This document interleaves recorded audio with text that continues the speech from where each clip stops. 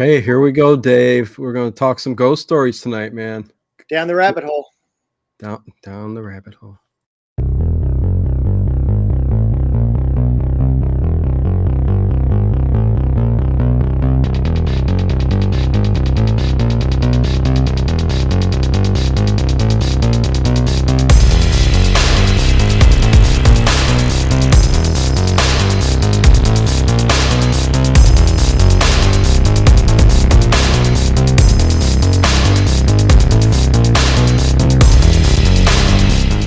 Is it just me? Or is it getting crazier out there? Hey, everybody. Welcome to the Late Late Horror Show and Paranormal into the Night. We are going to talk Art Bell. We're going to remember Art Bell and his shows that he put on. And getting close to Halloween, so we got a Ghost to Ghost. 2003. We're working our way through all of the Ghost to Ghosts. How you doing, Dave? I'm doing better than most. Dave Plouffe, as always, has his radio turned completely off, which is something Art Bell would always say. And he says it in this stream to the one lady who's got it on in the back room. He goes, I can still hear it. So you got to turn that off. Yes, it's very confusing when you have that 7-second delay. Well, listen, Art Bell told it how it was. That's what I loved about him. And yeah, people want, I mean, how can you talk and then listen to yourself in the next room? I mean, it's come on. People love doing it. I know. And then they come back. He goes, okay, I've turned it down. No, turn it off. That's all the way off. Before too. Yeah, I turned it down. Or he lied again for a third time. But anyways, let me say hello to everybody in the chat. Again, we're getting close to Halloween here, so we're kind of spooking things up a bit. I got a new show starting next Saturday, Eerie Evening Podcast. Yeah. It's going to be called Eerie from the shores of Lake Erie. Saturday nights are going to now be called Eerie Evening Podcast, where I will touch on paranormal, horror, you name it. Anything in this realm, it could be anything, but I'll touch on the paranormal, horror, and whatnot. So you better ask their permission first. That's true. Yeah. Real quick, Horror Junkie for Life. Oh, well, $2 super chat. Thank you. Bo needs her own. Oh boy, I don't know about that. Fans channel, OF channel. Thank you, Horror Junkie. Appreciate that. Really do. Let me say hello to everybody, and then we will get to the show. But yeah, next Saturday, stay tuned for that. I think from now on, the overnight streams, they're going to be limited to one night a week. So the way things are going to lay out from this point forward is Friday nights. You can look forward to an old time radio stream overnight. Saturday nights are going to be the Eerie Evening Podcast, and Sunday nights with me and Dave. So the weekend is the 3-pack days. The rest of the week you can catch up, do whatever you want. You know what I'm saying. Anyways, Dave.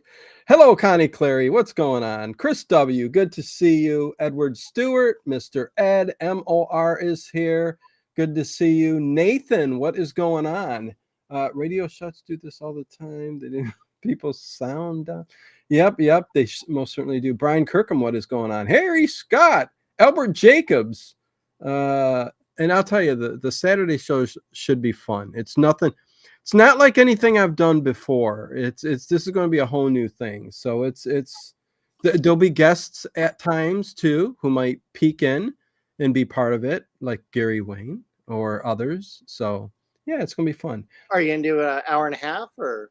Nope. Going to go long, Dave. I'm going to go as long as I possibly can go. Yeah. All right.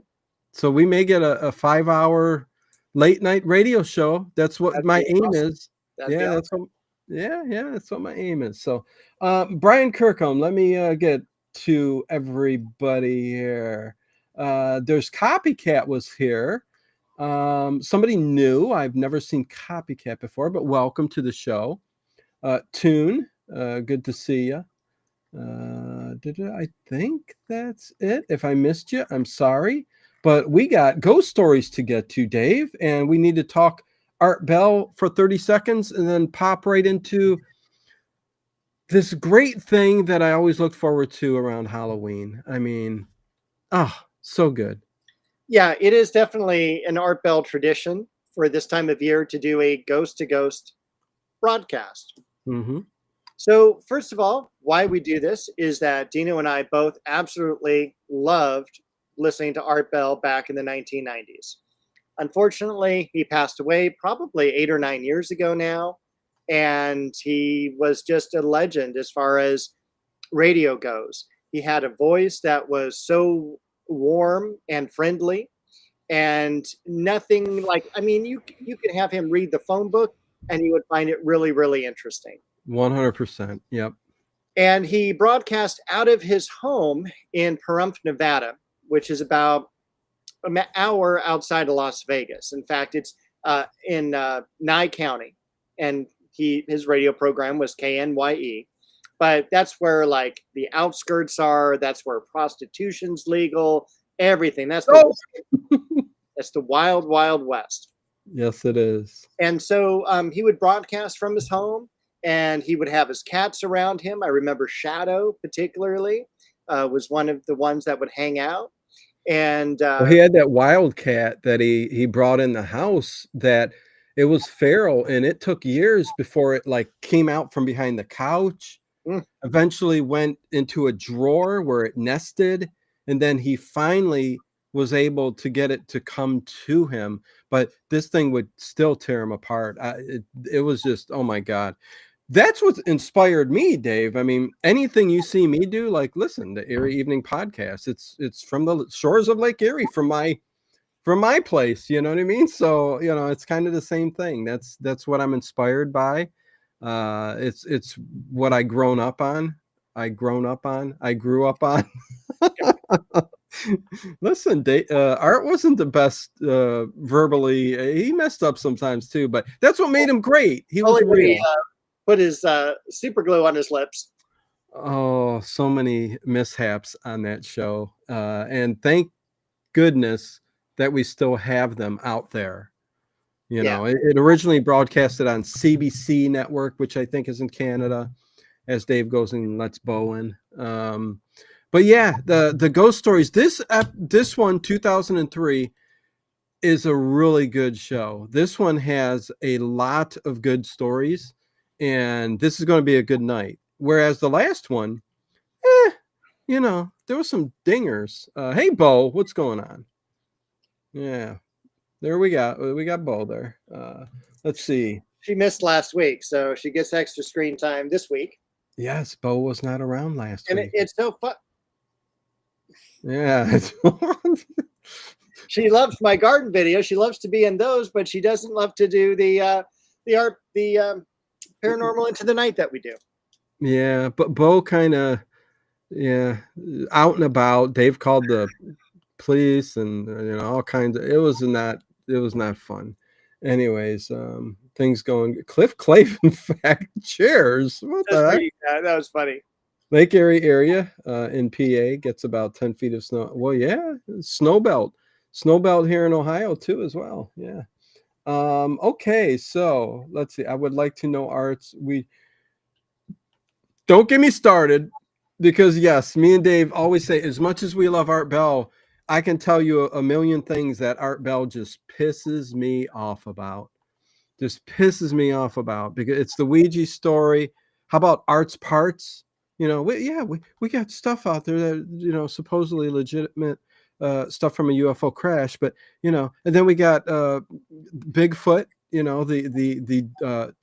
A map where the location of a buried Bigfoot is, and all of that, and we can go on and on and on. It's like, okay, so this is where things come into question. And I'll talk deeper on this stuff when it comes to my Erie Evening Podcast, because I could take an hour talking about these things right here, and we got too many stories to get to, Dave. Well, what's funny too is we did 3 episodes of just remembering Art Bell, and we didn't even touch on half of the guests that he had. And it's just like, then we decided we should probably go through some of his episodes, literally one by one. And the upcoming one that we've got more toward like November, December, we've got a bizarre open lines that I can't wait to get to. Oh yeah, yeah. No, there's so many good shows, and yes, Brian, that's when the network went down. The guy was on there hysterical that they're after him, and talking about it. And that was my introduction to Art Bell. It's just so weird how that all happened, and I was hooked ever since. Yeah. But yeah. Well, hello, sweet indigo, and let's go ahead and triangulate on some of these ghost stories. Yes. Hey, sweet indigo, what's going on? So yes, let's get to it. Ghost to Ghost. This is 2003. At this point, George Norrie was he was the regular host, and Art Bell would fill in from time to time. And this night was, I think, a Friday or something like that. And maybe it wasn't. I don't know. I don't know which day this was. If we only had a computer. Yeah. But nevertheless, this is his Ghost to Ghost, and it's a really good one. And we can start off Halloween in 2003. Ding dong ding. Is it saying something? No. No? Well, yeah. No. Must be George Norrie's. Anyway. Siri's gone. You know that? Siri's just gone out of here. I don't know. Yeah, I don't think. Hey, Kathy, what's going on? Good to see you. Good to have you here, Kathy, with the Raven. There you go. Just because she had to tell us. Yeah, right. Well, because it's the old style, like from the books of the 1920s. Then we had to look up ornithology. Exactly, Dave. Yeah. Okay, so you want to take the first one, or me, or I'll take the first one. Virginia? Yeah, Virginia, because this was a really great one. And likewise, this is like my favorite Ghost to Ghost one. And Virginia's from Arkansas. And oh, by the way, the beginning of the show, Art Bell says, you should turn out all the lights, things like that. Light yourself a candle if you have big orange Halloween cojones. Oh my gosh. Yes, he does say that. Yes, the intro is so great. It's so great. Dave, what did you do to your mic? Did you pull something out, or? Uh-oh. It went different really quick when you hit the laptop or the whatever. Yeah. Hello, BMW. All right. Does that sound any better? No, it sounds the same. I don't know what happened. But that's all right, I guess. We can still hear you. Well, no, I mean, it's different than when we were talking. No. How about this? No. No. Oh. This is what happens. We're live. Okay, Dave. All right. Okay. Yeah, it's weird. It sounds like you're in one of those 1920s old, tube things. No, that's not. It's weird sound. It's weird sound. Anyways, it sound like he's in a walkie-talkie. Yeah, that's what it sounds like. Who else came in? I'm thrown off now. Tony Horror Writers here, and BMW. What's going on? We are live and trying to fix something, but we'll see. We can get through it no matter what. Virginia. Right. How's there that? We go. Oh, much perfect. I don't know what happened. I don't know either. It just I went back into the settings and it like totally had moved out my blue phone, my microphone. So yeah, no, it's good now. So let's get going. Virginia. All right. From Arkansas. How odd is that? So Virginia from Arkansas is vacationing at the end of the summer with her 9-year-old son. Didn't say if she was single or not, but she and her son are hanging out. They're walking on the beach. It's late at night. They're in Galveston is where they're vacationing. And she's walking out there and she's right on the beach. She's got what? Right on the beach. Right on the beach. I mean, it's perfect. You could really visualize her story, which I thought was really great. And as they walk, unfortunately, they see someone lying in the sand. and that's not normal, especially for it being after midnight. So we got to either think they're drunk, they're going to be bothersome, or they're going to be, dead. And so we Or see they're gonna be dead. so we see the water come up over the body, and like the body doesn't respond. The arms just float there. He doesn't move, and then the mom just kind of makes. Yeah, you got to put all this. You got to do a little bit more description. She went for 10 minutes talking about her kids seen it before her. He's saying, "What's that, mommy? What's that?" And she's like, just keeps walking. She's looking, but then she starts to. Anyways, go on, Dave. Sorry. Well, that's why you're here. Need more details. Is to help me with the details. Because for me, my favorite thing was the mom says, "We're going into mom's voice. Let's go." And yes.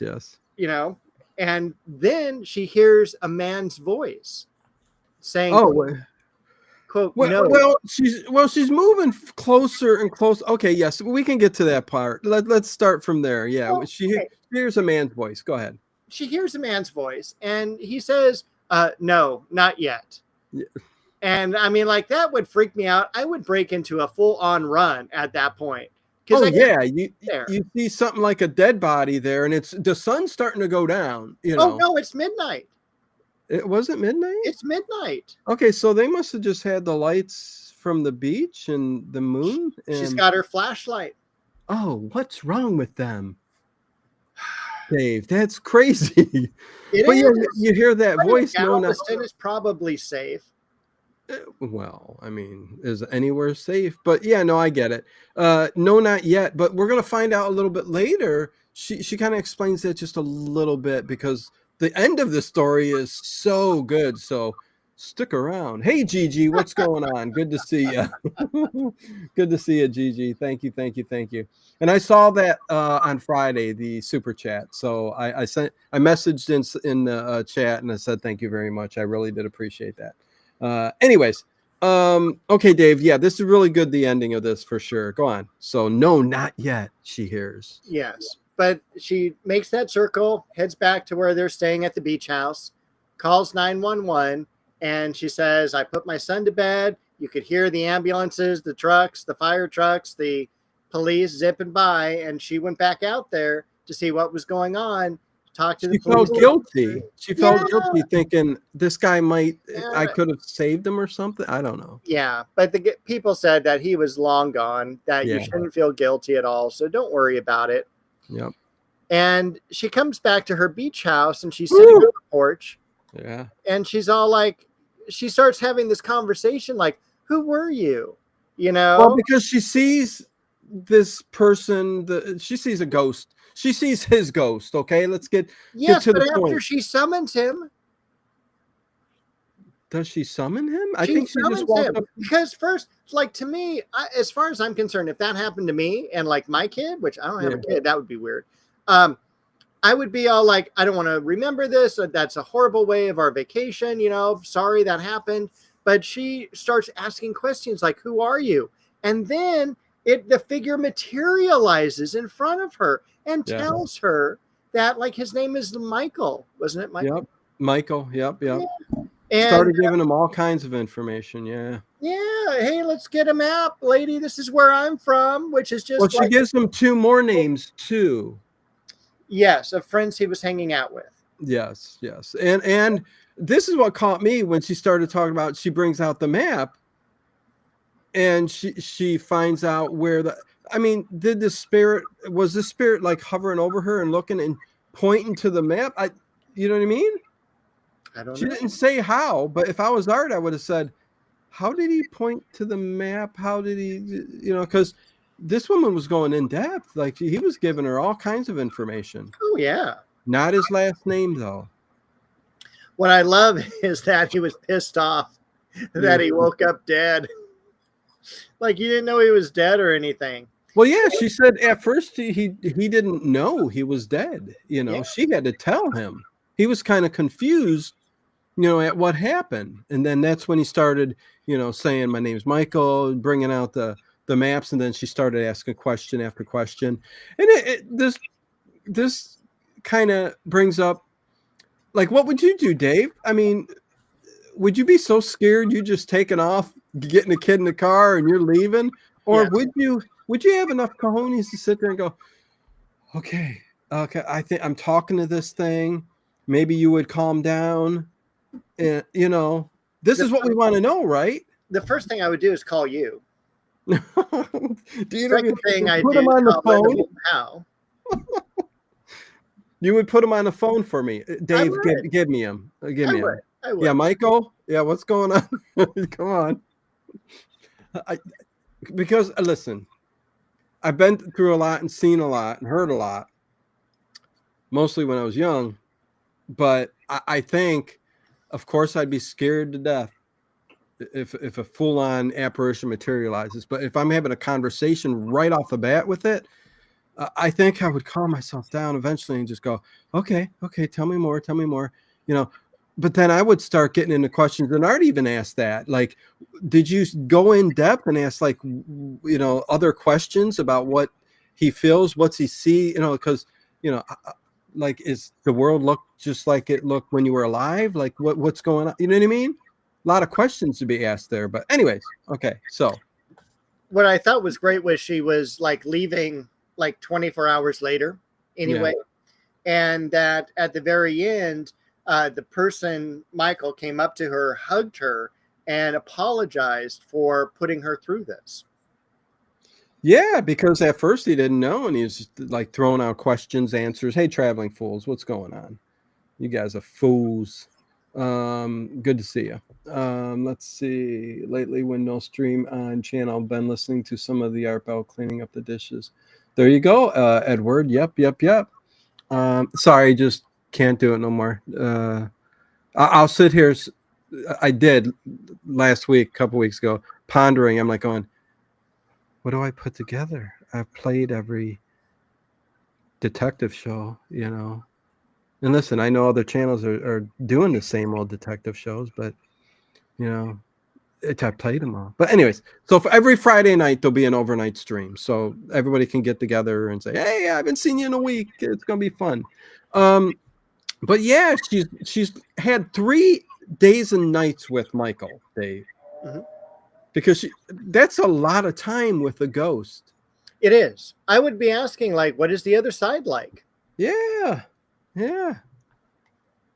But at the end, yes, like you said, he felt he hugged her and he apologized. She said, "Man, I would have liked a longer interview on details and stuff like that. Like even the hug and the apology. You know what I mean? It's like, does this figure come up to you like a real, he hug you, then he's." Then they back off and they're like, I apologize, but how is this thing talking to her? But he's got a lot of ghost stories to get to, so it is what it is. Radstar asks, are we talking Art Bell tonight? I'll leave that up there for a while. All right. So yeah, no, that was a really good one. I don't think she said that they figured out what happened, or did they? Did they? I don't think so. I think she said that foul play was suspected, but besides that, no. Okay, so yeah, there you go. So yeah, okay, Dave, that first story, we should actually do some research and see if that really happened. Because I mean, we have the dates basically when it was. Why didn't we look that up? Well, we don't have her last name, but we have the beach in the year that it happened. So yeah, I mean, it probably could be. Hey, Bubba, what's going on? Good to see you, Bubba. Okay, what's going on? And Ezra was here earlier. Ezra was here? Ezra was here, and he had to leave because very busy day. Oh, I didn't see Ezra. Ezra, if you're still there, I sent you a message on Discord. Haven't heard back from you. Hopefully you check it. I'm hoping that IMDb is up so I can keep track of what's going on in your career, bud. Okay, Brian Kirkham, what happens? Everybody's laughing. Was the body decomposed? I mean, if the person died recently. Well, it was recently. I would be interested if after you died, are you hungry? Are you thirsty? No, I wouldn't think so. That is I mean, upsetting to me because I want chocolate and ice cream. Dave, we got too many ghost stories. I can't get. Right. Well, I can't go in depth with this because there is a whole conversation that can be had about why you wouldn't be hungry. Maybe or on why, an eerie evening you can cover it. yes, and why you wouldn't go pee or the number. Yeah, But it would be great because you could use any restroom at any time. Can you imagine being a ghost and going, I know the best restrooms in town. I'm going to do it. Good to see you, Sally. Sally Scallington. Oh, it's been forever. Yeah, I love the name. Love the name. Yeah, always, always. Okay, so next story. This is an interesting one. Eric. Yes. Eric. Yes. This happened in the 1990s. He bought an old house in Atlanta, and he had a dog, and the dog would never go into the one bedroom. Just wouldn't go into it. Although he would go into it. Let me tell you, he hated the bedroom though. But every now and then, I think he said it was like a Labrador. Jack Russell Terrier. Was it a Jack Russell Terrier? Okay, I was way off. Holy Moses. Those are two different dogs. I just didn't write it down. Yeah. Difference in scale. Yeah. Oh, okay. So the dog would every now and then come in. The dog would get mice. Jack Russell Terrier. Yeah. Small rodents. And would bring it into the room and go to this one like corner and what the guy would say was, he would like just rip it apart and blood would kind of splatter on the wall. This was one where I'm like going, this all sounds like a great story. Listen, do we know that these are 100% real? Are they telling us the truth or are they spinning yarn? You know what I mean, Dave? But this dog kept, blood on the wall, always to that corner, but would stay out of there, only to bring dead mice every now and then to splatter the blood on there. I mean, I would be pissed. I wouldn't allow the dog in the room. God dang it, dog. You keep making me clean up blood. And it sounds like he did it multiple times. Oh, yeah. Yeah. But so he started experimenting with out-of-body experiences.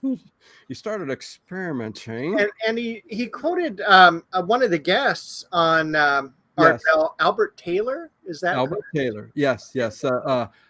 Albert Taylor wrote some books on how to, and he had a full show with Art Bell at one point on how to astral travel, step by step, how to start, how to begin, how to get there. And this guy, Eric, who called in, started experimenting and heard that episode, like you just said. And about 2 months in, he had one. He had an out-of-body experience. And he said he levitated up out of his bed, and he said it was weird because he could see in all directions.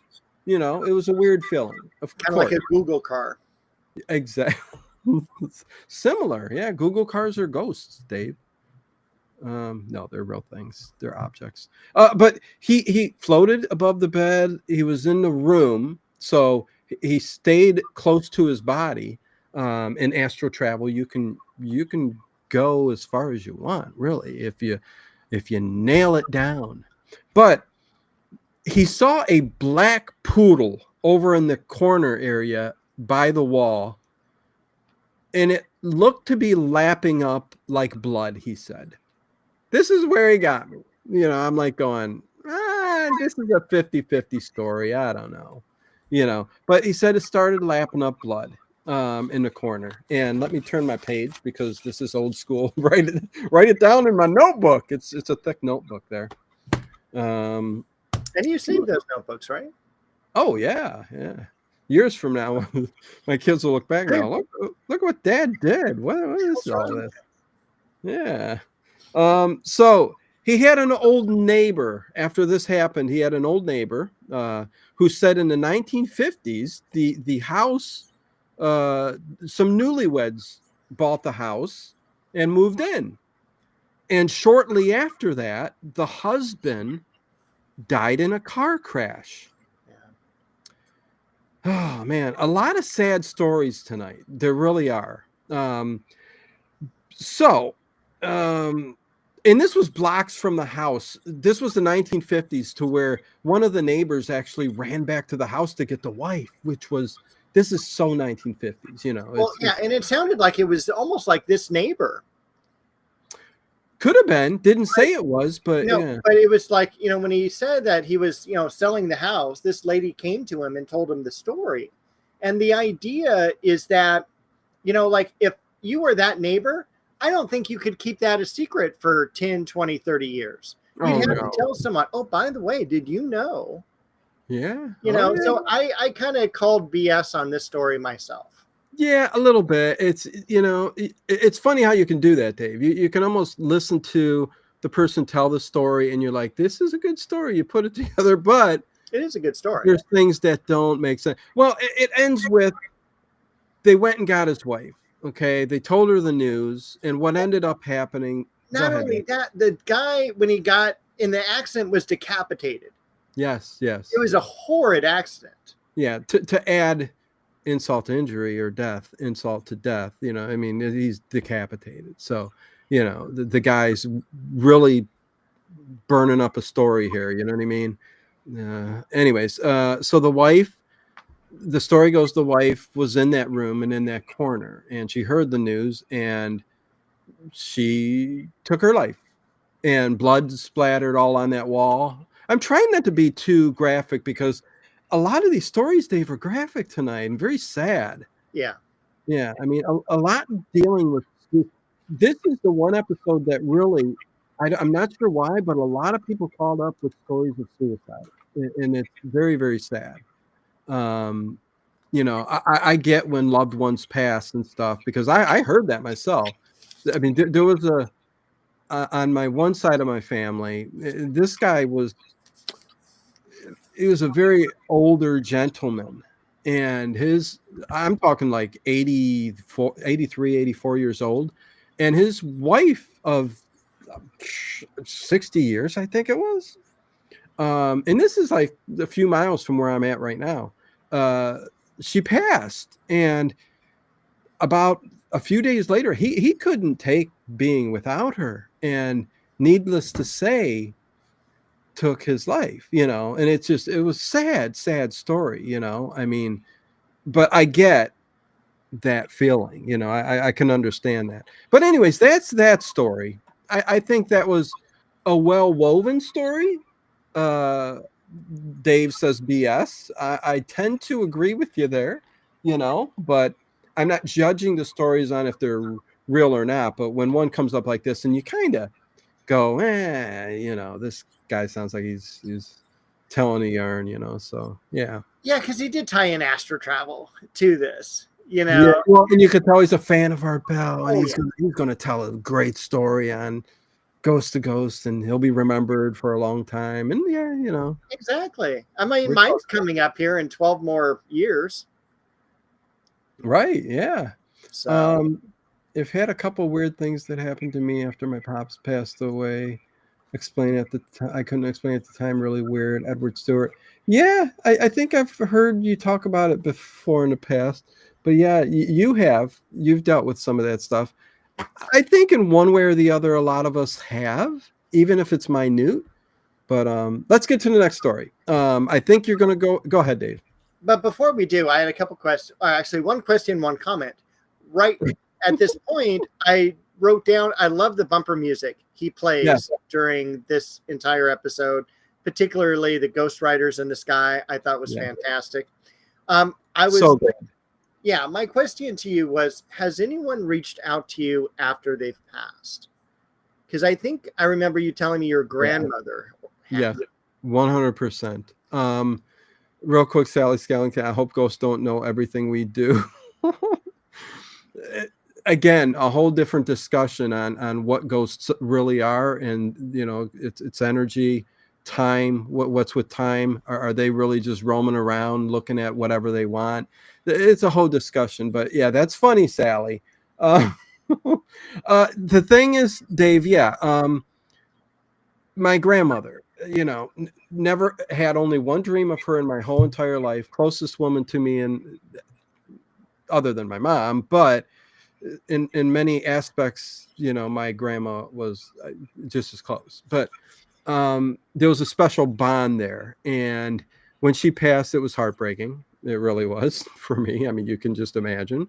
But she appeared in a dream, and again, I'll reference this always because my dreams are to the point at this time in my life to where they've become almost a real. It's almost become a real place. So I mean, not that I don't have dreams like everybody else, but there's also the astral travel aspect that I've tinkered with for many years, and there's also this weird, which I'll bring up again probably in the other podcast at some point, where there's this real place I go to, and I've explained it before.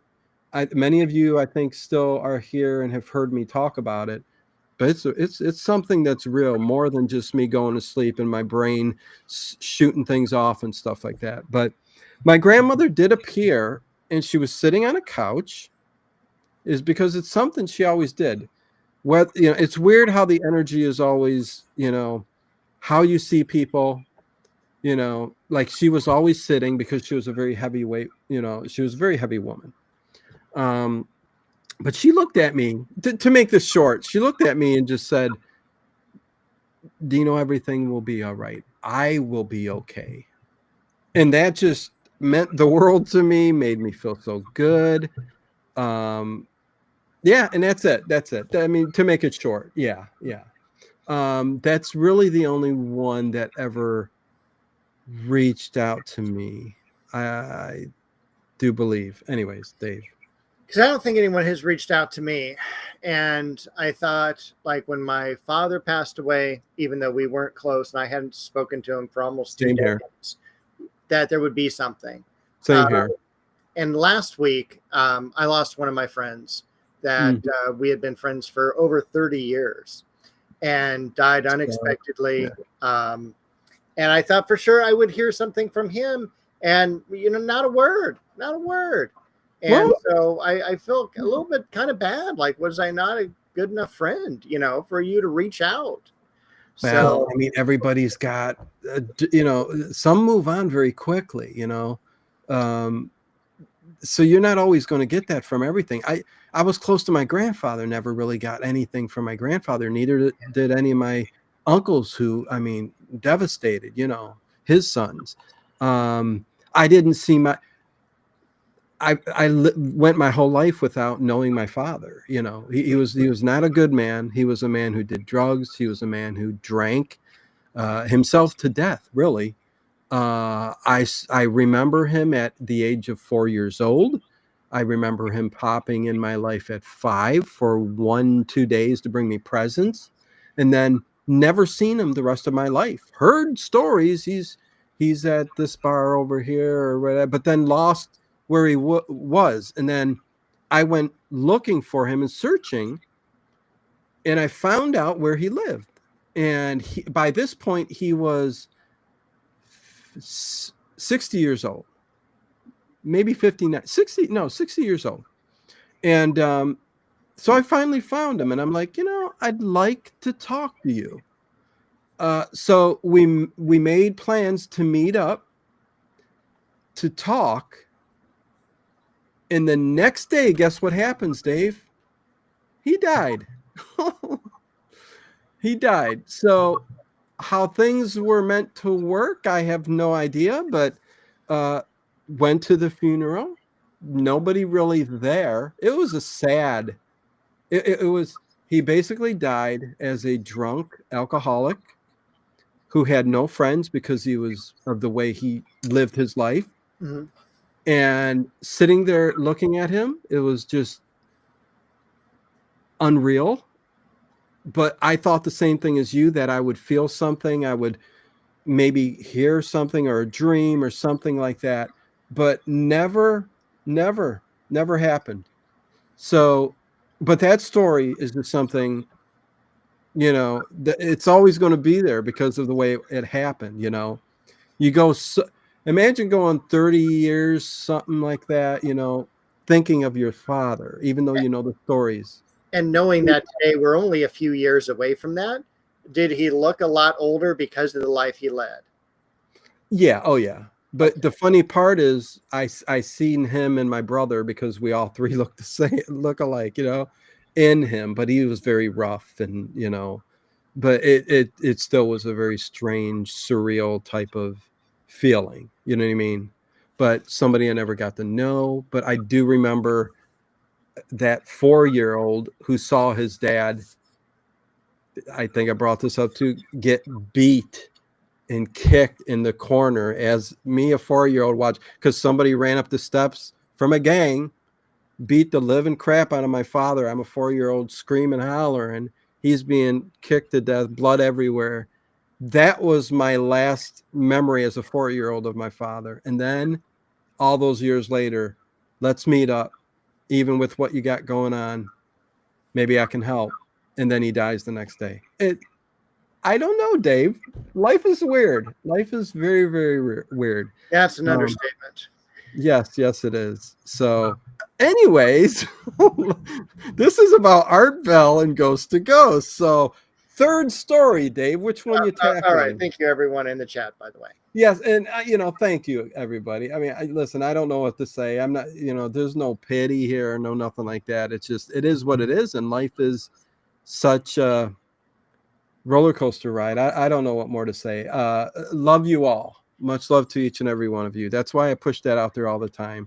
You're not always going to get love back, but I really do mean it from the bottom of my heart that I do what I do out of love, and I do push the love out there to everybody. I really do.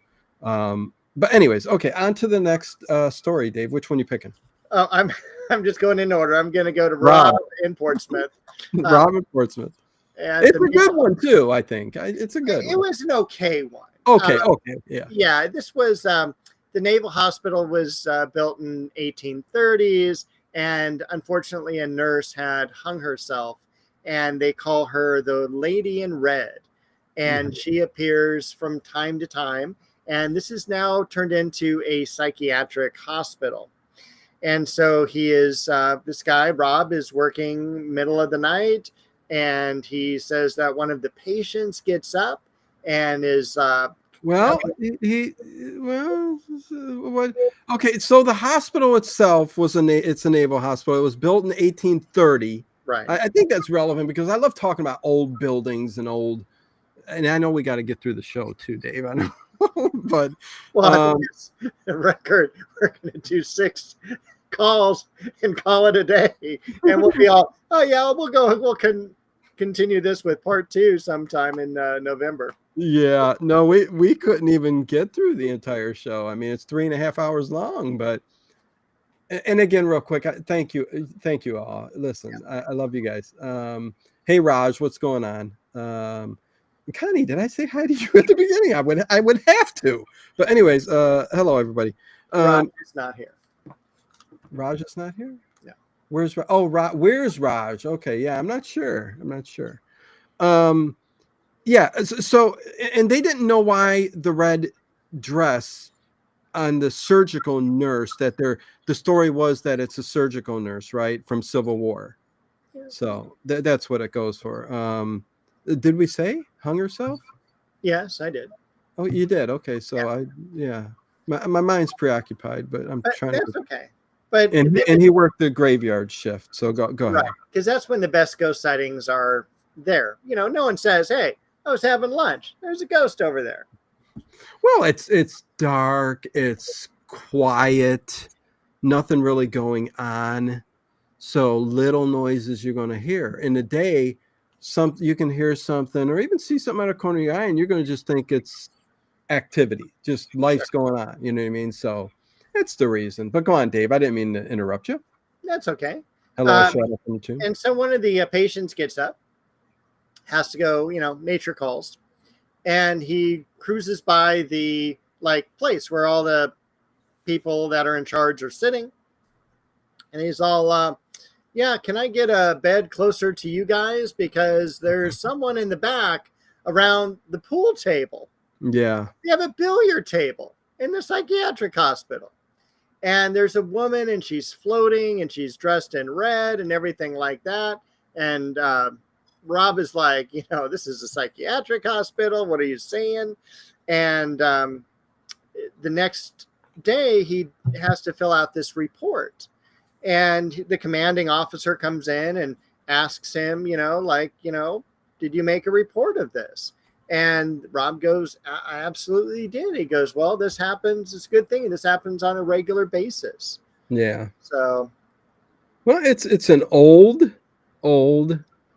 surgical hospital that saw a lot go on in the Civil War. So, again, when horrific events take place, or sickness, or sad, very emotional, high energy, situations, you're going to get that energy that sticks around, so that's why a lot of these old buildings and stuff, although it can happen anywhere at any time, could be a new building, could be anything, but if you believe, and so many stories out there, you can't say that something's not going on, something is going on. But anyways, I thought that was okay story too. I like the Civil War aspect, the nurse. I don't like that she hung herself. I mean, come on. I mean, that's sad. That's terrible. But it is what it is. So on to story number but 4. that's what we see at Waverly Hospital.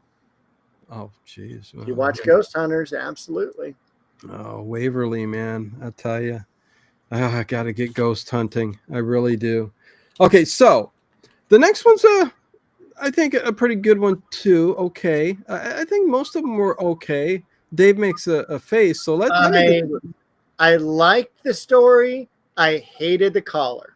Yeah, I agree with you. Let me tell you about the story that I had written down. Oh, it's very interesting.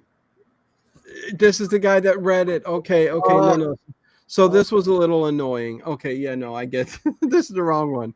This is Jerry. So he's a college student, and he lives in this house, this haunted house, he says, and he's reading it like Dave said.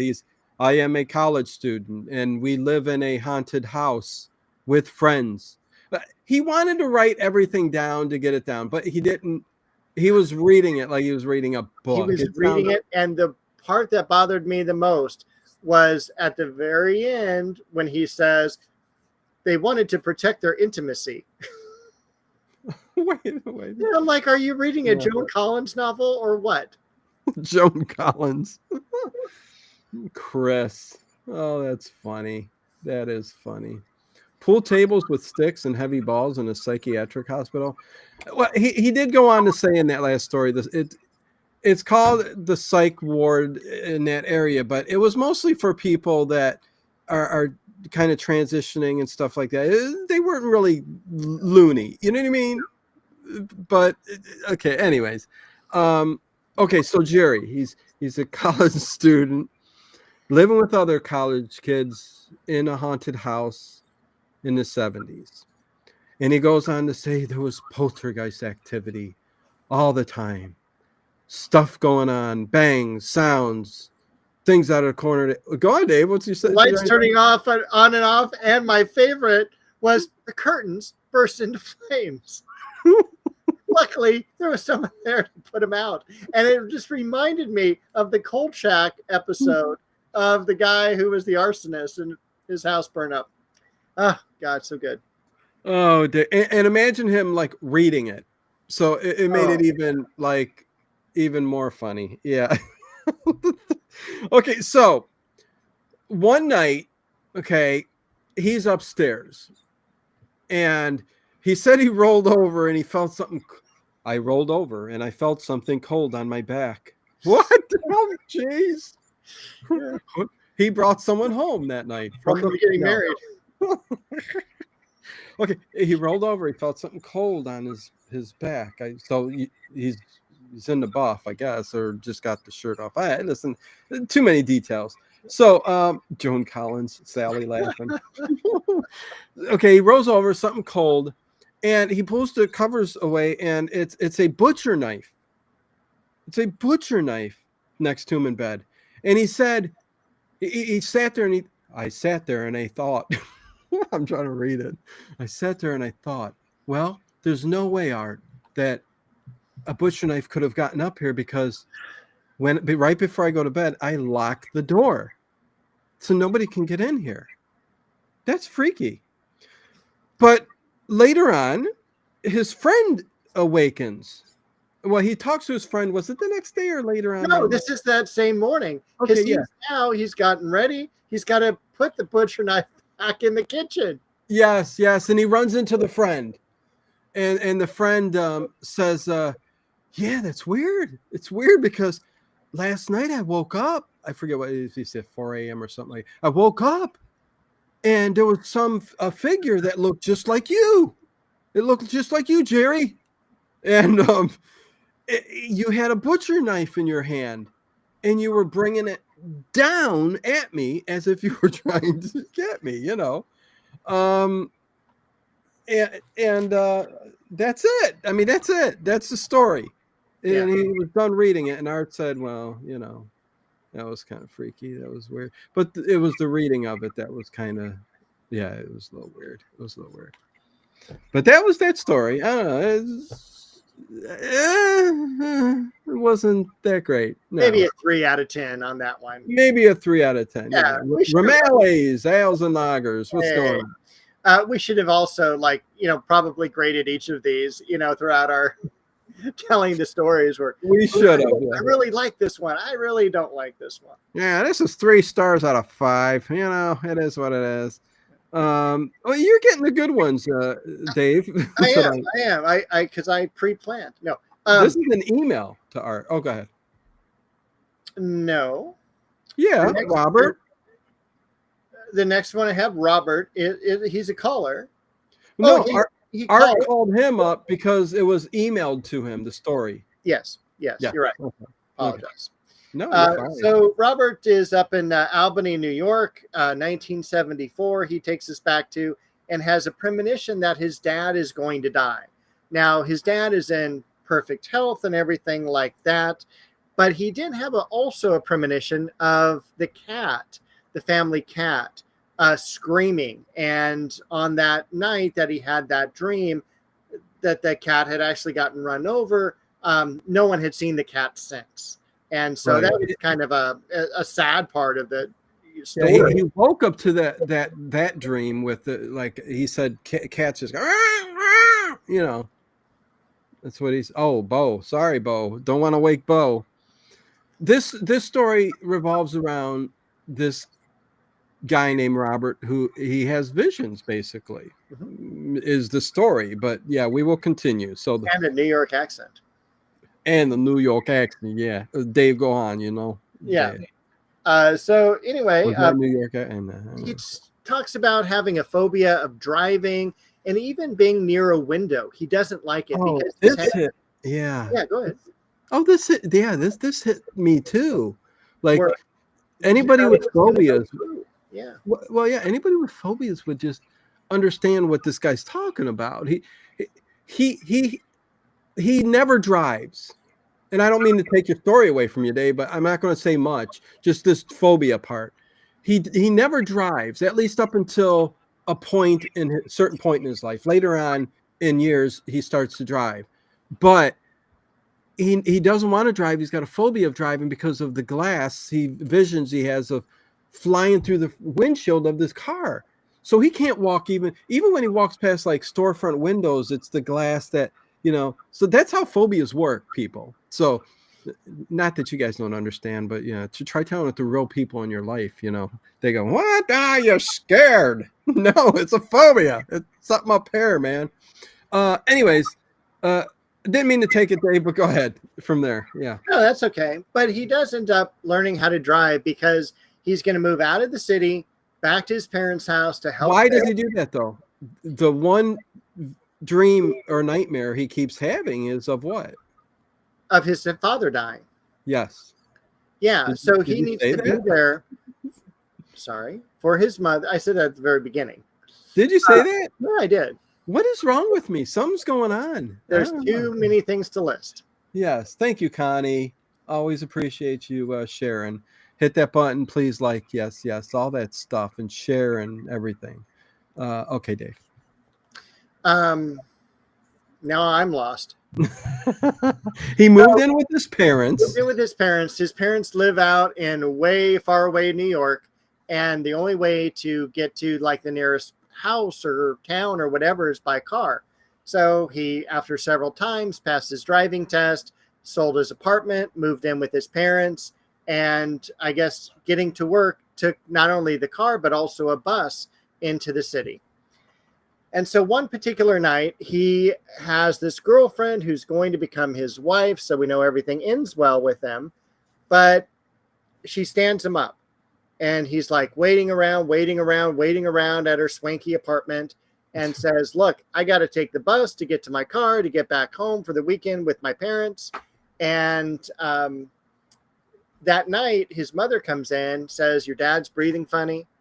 He rushes into the room and his dad like dies in his arms. This horrible, horrible thing. I can't even imagine. Oh, And Dave. I've told that story of my cat dying in my arms, and it's a weird feeling. Azrael took its last breath in my arms, looking at me straight in the face.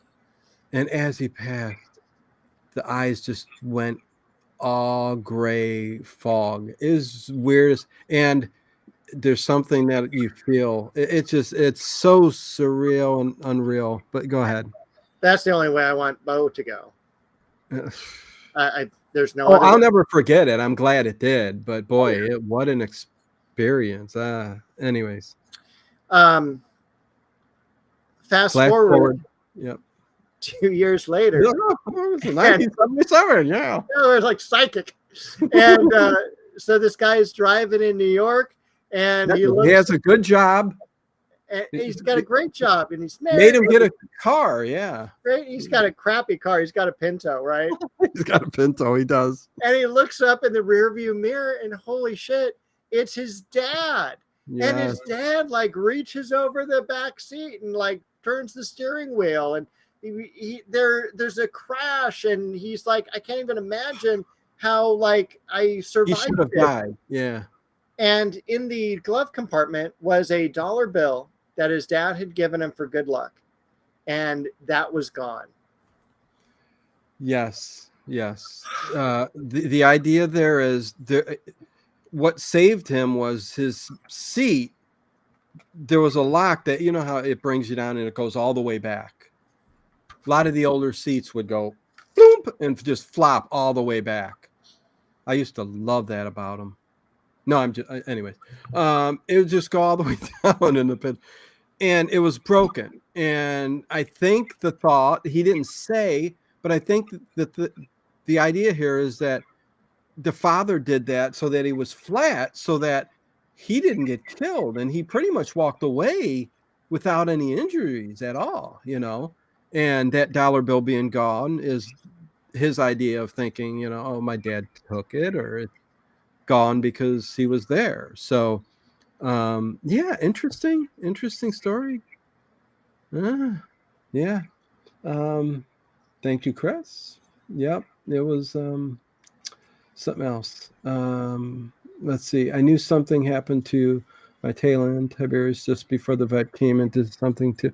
Yeah, no, yeah, Connie, you got some kind of psychic stuff going on there, for sure.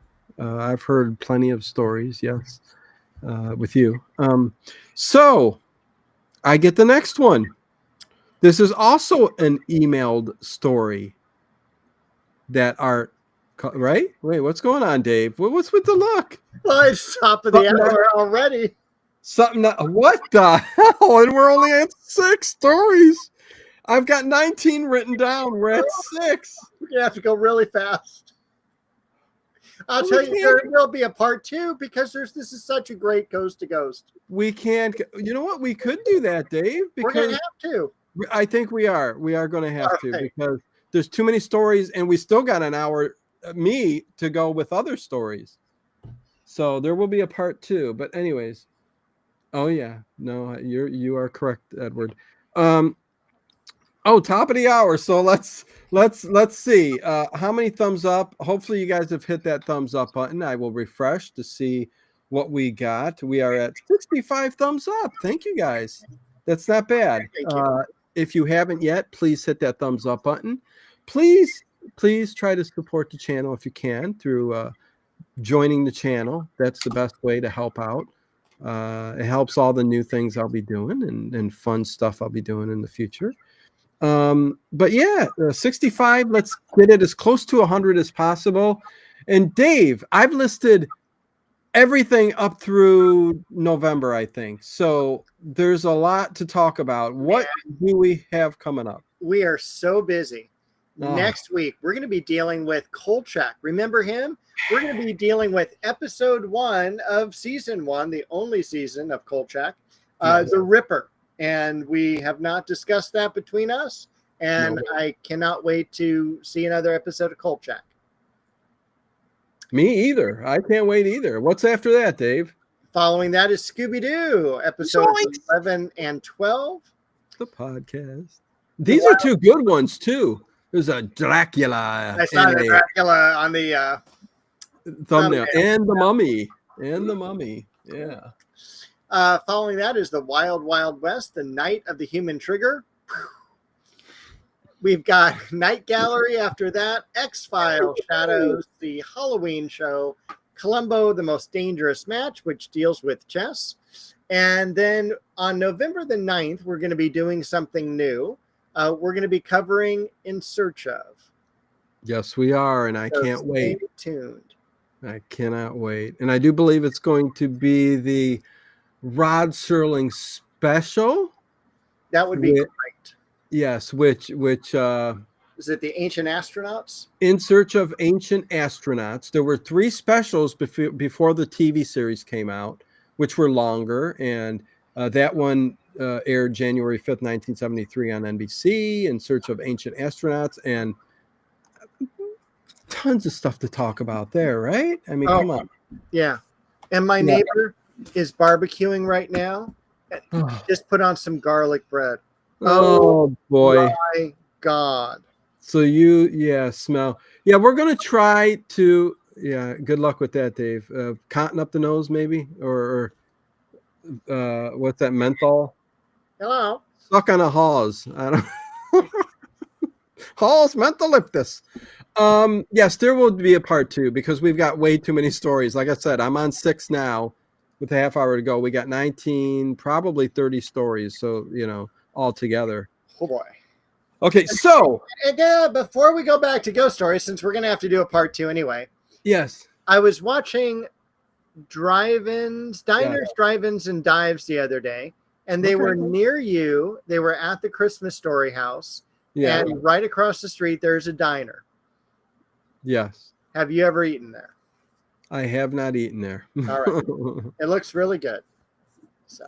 I'm sure it's good. Yeah, I haven't eaten there though, believe it or not. Yes, Rod Serling did that one. So, okay, so getting back to the stories now, and please again, and make sure you click the link down there to, subscribe to Dave's channel, where you'll see more of him and Bo. So there you go, once a week, always, most of the time, unless he's sick. Yeah. I only missed one time in 3 years. I know, pretty good. Yeah. T Money 86, love Ghost to Ghost. So do we. Welcome, T Money. T Money, what's up? Let's see, Nathan. I love In Search Of. I can't wait. Got hooked. There's going to be so much to talk about with that. T Money, bringing out some money, Dave. T Money. Like the Seinfeld, T-Bone. Oh, T-Bone. That's my nickname, T-Bone. Okay. Next ghost story was emailed in by Cindy from Dallas. And he, when he answered this one, or did this one, he goes, guest line. I guess because he called her up.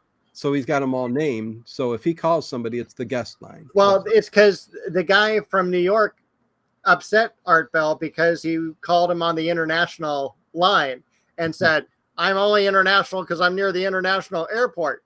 And Art Bell's like, look, dude, I had an open line. I called you on that. That's why. So yeah, no, that was funny. He kind of told him. Okay, so Cindy in Dallas, 12 years prior, her father died of a heart attack, and her or her sister weren't able to say bye because it was a sudden heart attack. So imagine that. They weren't able to say bye. This story's a little funny, I guess. But for many years he worked at Oscar Mayer Wiener Company.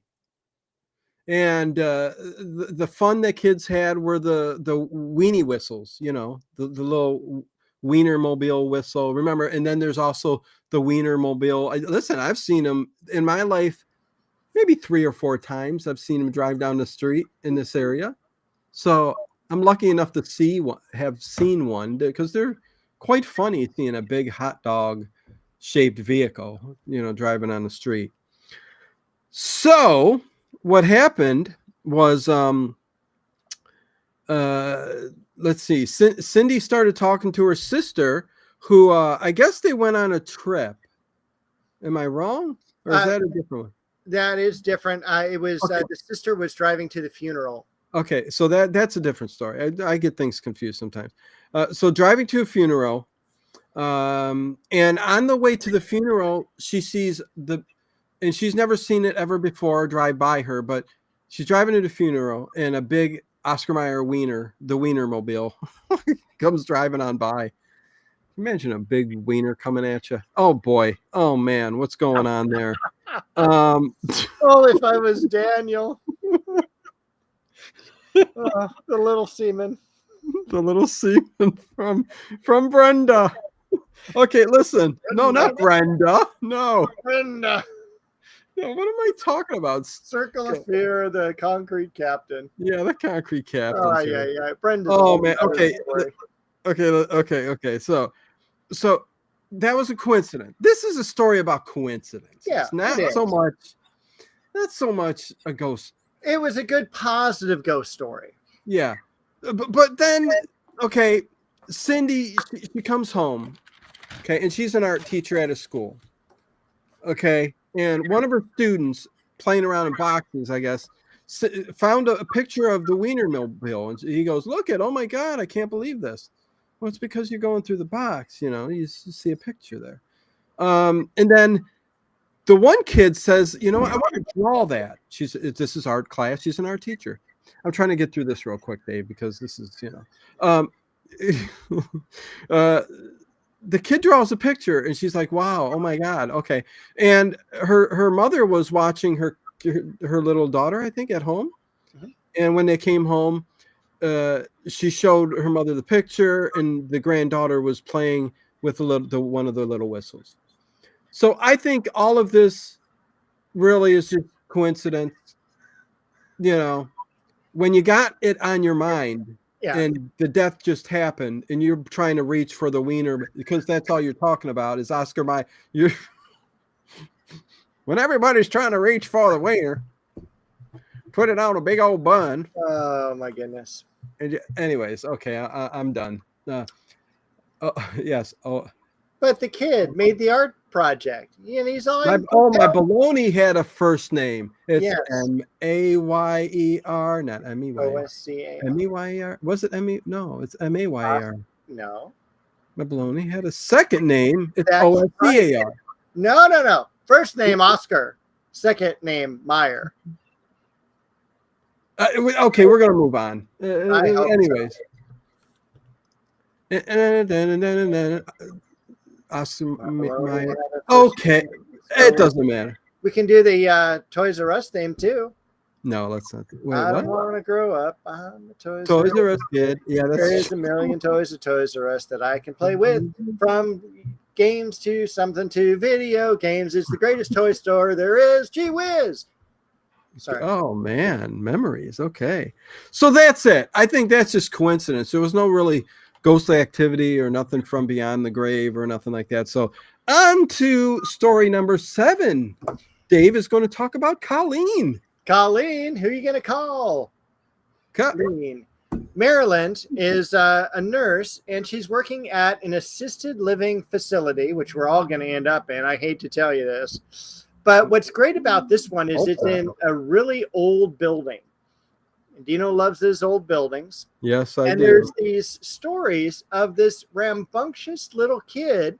100-year-old building that was gifted to the facility as a donation from this family, the guy. And I guess what's going to come into play is the bride of the owner or the bride of the son of the somebody from the family. Anyways, okay, go on now with your kid stuff. Go on. All right, so there's this kid and he's out of control. He's in the elevator. He's touching all the buttons. He's all the residents are coming up. All the residents are complaining. They're ringing the little bell going, hey, there's a little kid on the dresser. Don't you see him? And the woman's all like, I don't see him. He's right there. Holy crap. So, like, then the other nurses tell this nurse who's never seen anything, oh, you're going to see the little boy next, you know? And so it comes down to that there's whoever gifted the house had a daughter, her and her husband had some kids, and one of the kids died really young. Yeah. And so they think it's this kid that's haunting the old house, which is exactly what I would do. Yeah. I mean, it's funny. Speaking of nursing homes, yeah. Anyways, we'll go. Let's move on. We gotta get through the stories. Go ahead. Well, we don't have to.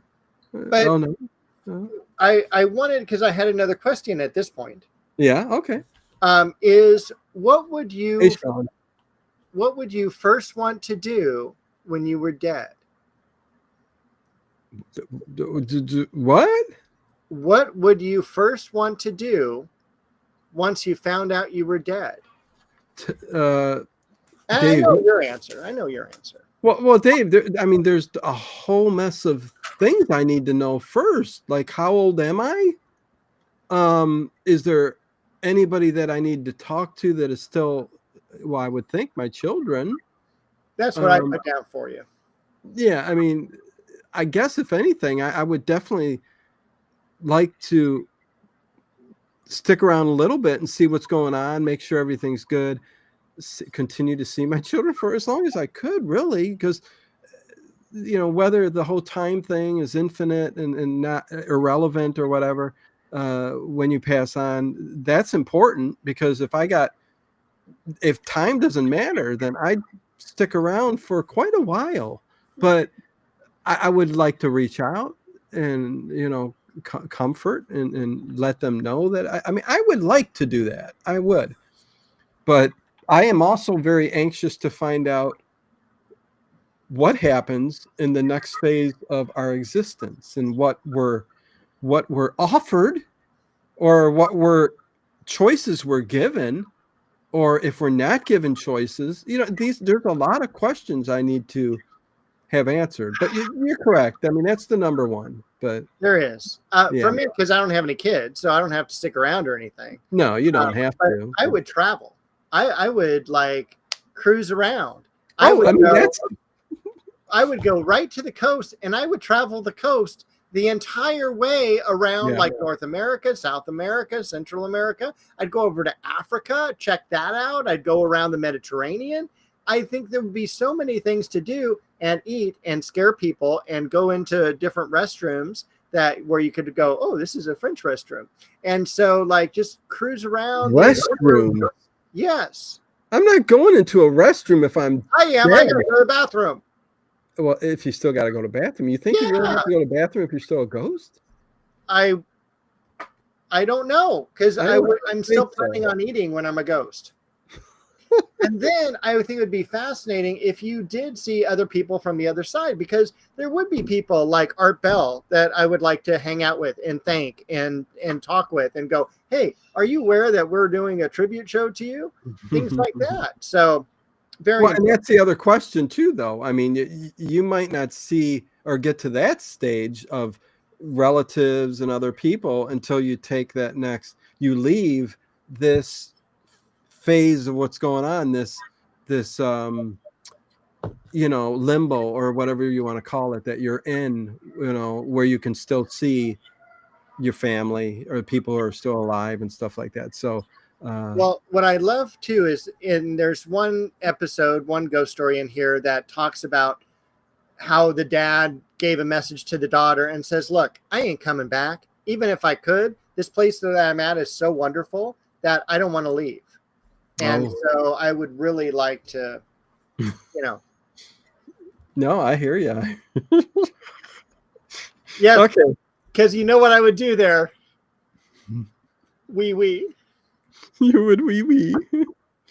Oh, man. Oh, good Lord. Go ahead. Let's do Pat in Houston. If I was English going into a bathroom in, say, Spain, what would I be coming out? Oh, no. If I was English and I was in, oh, forget it. I blew the joke already. It's if you go into the bathroom, what would you be? You're European. Anyways, I blew that big time. Oh my God. What's wrong with me? Let me move on to the next story. Come on. Can I go to Pat? Please. Let's go to Yeah. Houston. Place Dave- I will not be going as a ghost. Dave, just turn the shades just a little bit. He can't take the heat. It's like the oven doors open. Okay, look, there's trees, and sometimes there's a gap between the branches, and the sun comes in. But that heat is coming in. It's like 120 there, and Dave's got the oven door open, and it's just It's hitting him in the face. 75. Oh, is it really? Yeah. You're sweating a little too much for it to be 75. I am not. That's not sweat. That's personality. Okay, let's get back to ghost stories. Okay. Dave's like, oh my God. Okay. Pat. Yes. This story. Okay, so this is Pat, a woman, because there could be Pat, a man. That's right. Or there could be Saturday Night Live Pat. Who is Pat? So she's going on. They're on a trip, and their husbands are meeting up to go hunting.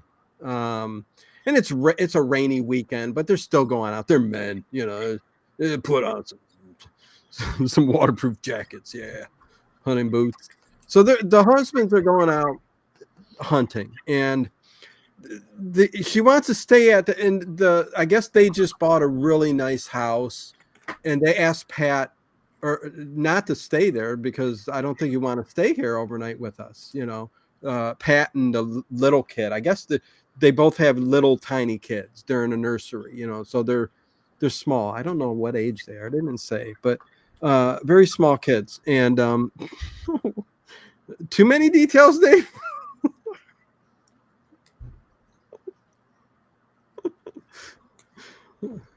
Is that garlic bread smell really getting to you?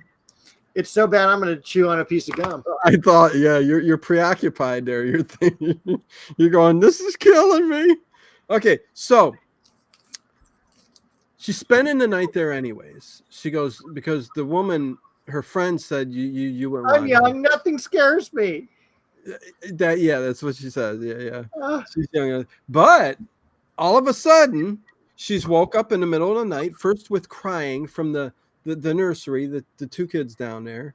And she goes down, gets up and goes down. And the whole time, I guess her friend's telling her, don't bother, just leave it. It's normal. It happens every night. But she hears a big loud knock on the front door. And she goes down to answer it. What's going on? Dave's personality. Just Saturday Night Live, Candygram. Who is it? Land Shark. Eddie Murphy. Yeah. That was Eddie Murphy, or was that Dan Aykroyd? Dan Aykroyd. Maybe Dan Aykroyd. Yeah. Okay. Okay, wait. Then I wake up. The kids wake up screaming. She gets a code filling. Okay, so she said that. But then a big pounding on the front door. The Fred said, "Don't go." Then as she was going to the front door, the sound went off to the garage door area. So big loud thumping on the garage door. Somebody's trying to get in, like somebody trying to break in. So she calls the police, and the friend said, "Don't call the police. This happens all the time. You see, one of your friends, getting in your business, don't listen to me. I only live here. It's my house."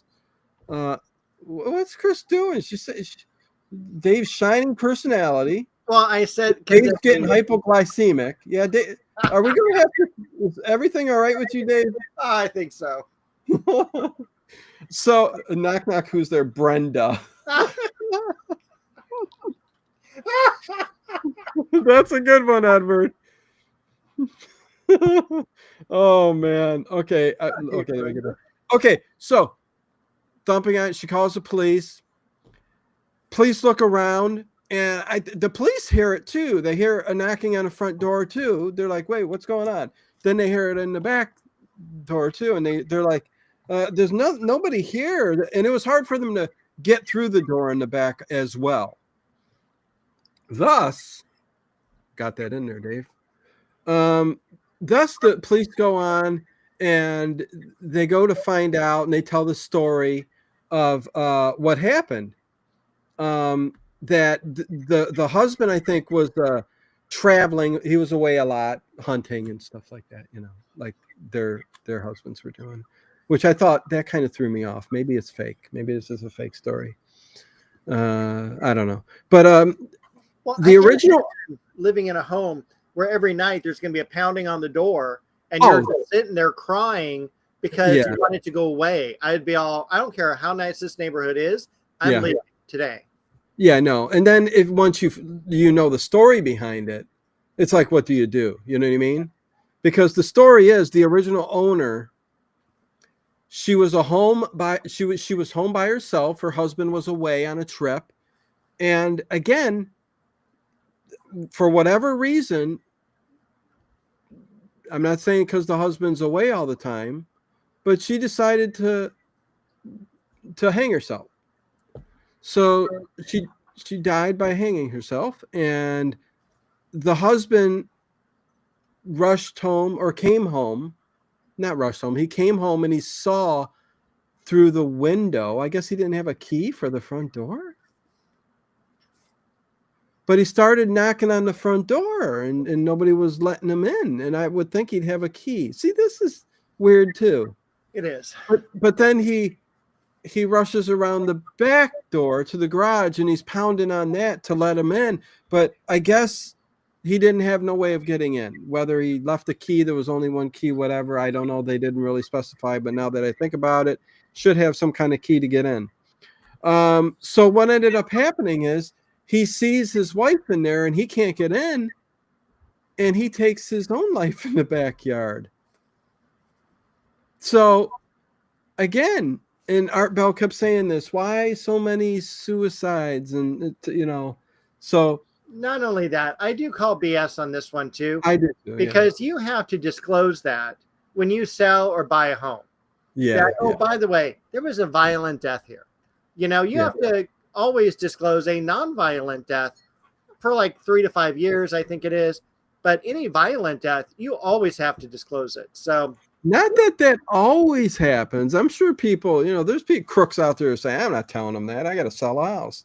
But you're right. Yeah, I mean, that's law. But the thing was not being able to get in there. And then, and I'm sure you have a neighbor that would tell you that story.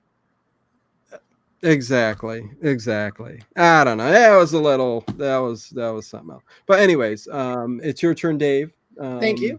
Because this is my favorite one. Tom from Chicago. Okay. Yes. What? Yes. Oh, is this one we should play, or you want to talk about it? No, I'm just going to talk about it because we're up Okay. against time anyway. Yeah, that's true. That's true. Yeah. So 11 years ago. Oh my God! Yeah, it's 9:25. 3 a.m. We're coming home from a party, me and my buddy, and there's someone standing near the curb, and it's like one of the old guys. Dave likes this one, but I was laughing. I don't know. Lantern, you know. What? Dave's got a lantern. No, that's a bug. This is my speaker. This is my outside speaker, by the way. Oh. Yeah. It goes right to your cell phone. It, runs on Bluetooth. It's fantastic. Okay. Anyway. Okay. Yeah. So anyway, there's a guy, and he's like, he's got a bandaged arm, and it's all bloody and everything, and he's missing a leg, and his mouth is agape. His eyes were in the back of his head. His eyes were in the back. What a scene, man. What a scene. Man. And so what do they do? Of course, they're drunk, and they cruise by him and slow down. And they're all like, whoa, dude, this guy's messed up. Hit it. And so the car in back of him, yeah. Yeah, so then the guy starts like going into the road. And the car, they're all in the rear view mirror. We see the guy zipping through and like literally drives through this apparition. And I thought that was just awesome. So he's headed into the Bethany Cemetery in Chicago. And what the guys do also is like after this happens, they get home, they call the cops, and the cops are, oh, we don't want to deal with this. And they like hang up on. Yeah, I mean, the story was just ran into a creature, really. I mean, but I eat that up, man. I love those creatures at the side of the road. Keep driving. She doesn't have a face. Like stuff like that is so fantastic. I was getting a picture of like a pirate or something like that with a lantern and the eyes. I don't know. It was really weird. Yeah, I don't know. Should I do one more? Or? Yes, please. Well, I mean, we're going in orders, so I mean, this one was kind of. Yeah, I mean, I don't know. It's Elizabeth. Or do we want to skip Elizabeth and go to Steve and Vista? Because that was a good one we could end on. Yeah. Okay. Let's end on a good one. We want to end with the Ouija board. Yeah, that one. Well, Steve this was a character too, though. I mean, this guy was borderline. Do I believe him? But it's a good story. So Steve, he's got a friend in Tijuana, a gal friend in Tijuana, going to a neighborhood party, and in Tijuana, oh, Dave, those parties, woo, it can get crazy, right? I mean, that's all. I'm watching what I'm saying because he said some stuff. I don't know. Okay, so he went to the party. They it's going crazy, music, everything else, A lot of drinking. And they bring out a Ouija board.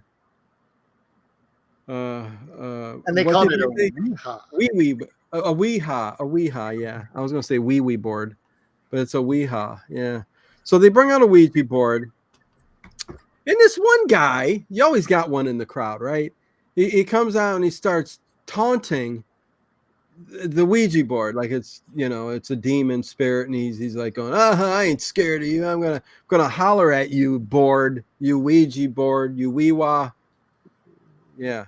And he starts hollering at it, and he's asked, do you know what he asked this after all of that? He's telling him, I don't believe you, go to hell, whatever, you know what I mean? Then he asks a question of the Ouija. Before you ask that question, I love Art Bell's response going, this guy's not smart. No, he's not smart. Yeah, you don't. Well, because Art's dead set. He's had his own Ouija board experience, and he's really dead set on not using one. And anyways, Parker Brothers, right? Okay, so he hollers at it. He says, listen, do you know when I'm going to die? And it spells out this night. I mean, I would have immediately, tingles up my neck. I would be scared, and I'm like, I'm going real quick, and I'm gonna inch my way across the brick wall all the way to, if I got to get to my vehicle. I mean, I would be taking every precaution.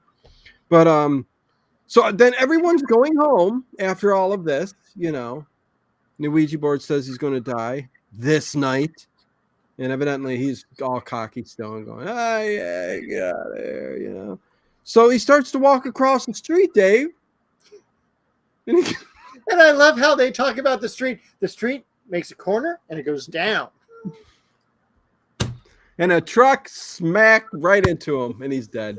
So sorry. Yeah, what a great story. So he was dead. Ouija boards don't lie. Yeah. And he tried to ask. He said he went down to try to talk to him at his last breath. Do you believe it now? Do you believe it now? And he went, like that. So the end. So yeah, we made it to 11. All right. So that's like half a show. So we'll have a part 2. Maybe the next Art Bell will be part 2. Yeah. Part 2. Part 2. What should we do? Part 2. Hey, Justin, what's going on? Hey. Good Sunday evening, my friends.